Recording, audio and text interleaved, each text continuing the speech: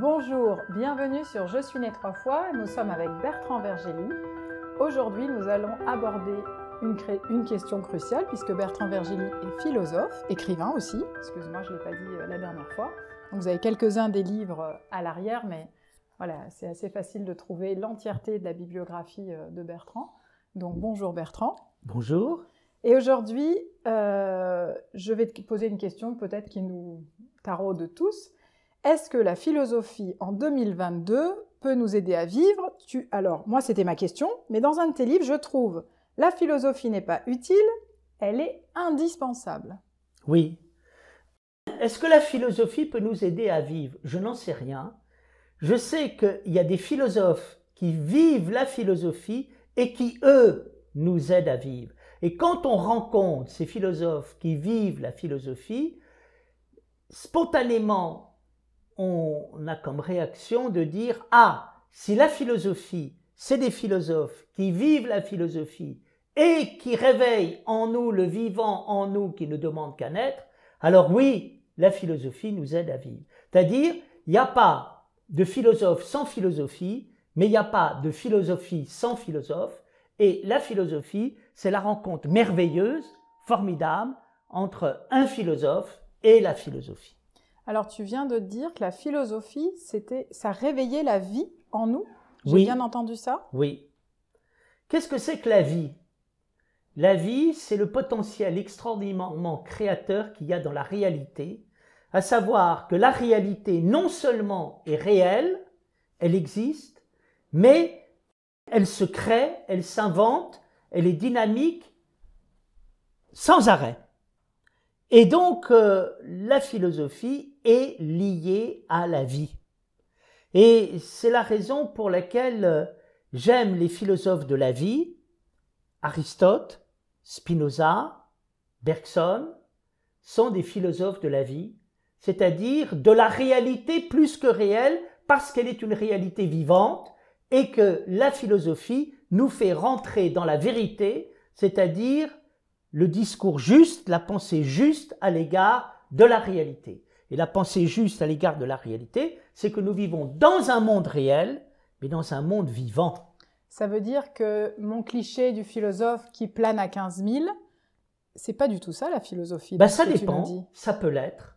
C'est-à-dire, il y a des philosophes qui recherchent et parfois en recherchant, eh bien, on fait ce qu'on peut. D'accord. Et parfois, c'est pas terrible. Mais parfois, vous avez des philosophes qui vont vous permettre de rencontrer la réalité, de la vivre. Et ce qui est extraordinaire, c'est de rencontrer le philosophe où vous dites « jamais quelqu'un ne m'a rendu aussi réel que lui ». C'est intéressant parce qu'à la première vidéo, tu nous disais que tu proposais aux gens de respirer et de fermer les yeux. Et là, j'entends vraiment que c'est aussi la philosophie pour ouvrir les yeux. Exact. L'un permet d'autre. C'est-à-dire, je propose à mon éditoire de fermer les yeux et de respirer à l'intérieur pour mieux ensuite, avec des yeux neufs, regarder la nouveauté du monde et respirer cette nouveauté. Je suis impressionnée parce que tu es né avec une difficulté au niveau des yeux. Et pour moi, je connais quelques clairvoyants, mais tu fais partie des gens clairvoyants pour moi. Alors c'est touchant parce que c'est comme si ta difficulté, il y avait une transcendance dans un autre plan.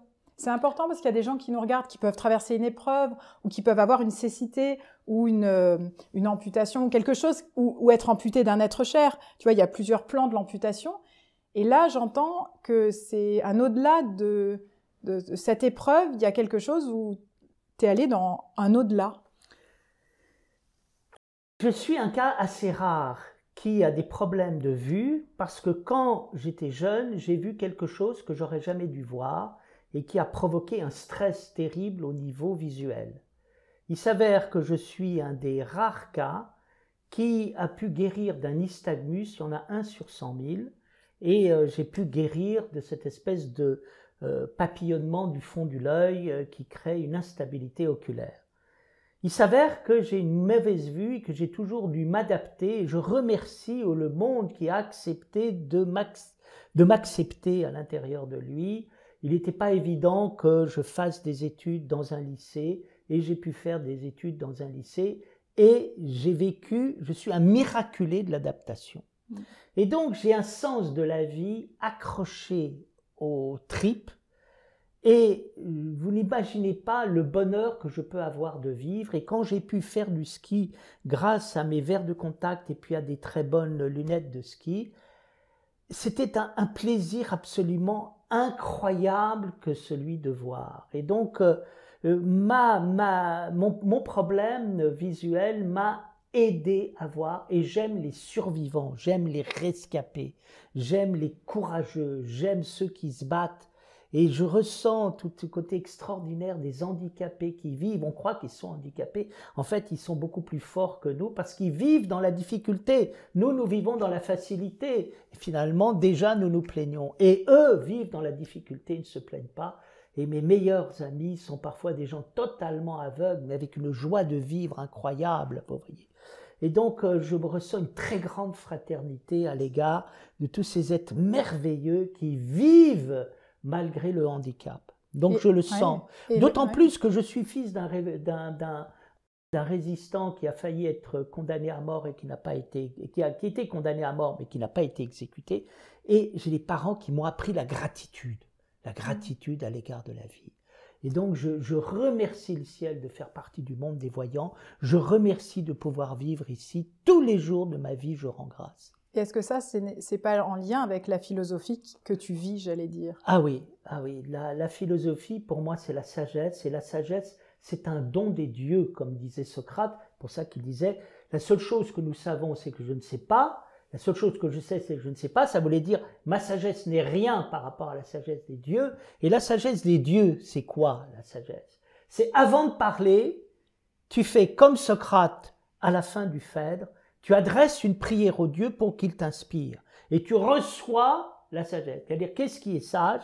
Ce qui est sage, c'est pas de raisonner comme nous faisons en faisant de la critique intellectuelle. C'est de recevoir l'inspiration qui tout d'un coup va permettre de mettre chacun dans son axe ciel-terre, visible, invisible.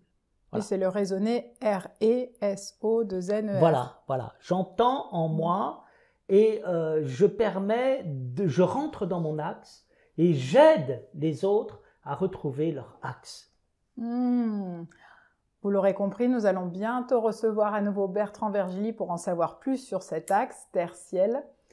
À très bientôt. Merci Bertrand. Merci. Tu bouges pas. Nous revenons bientôt. À bientôt sur Je suis né 3 fois pour en connaître encore plus. À bientôt.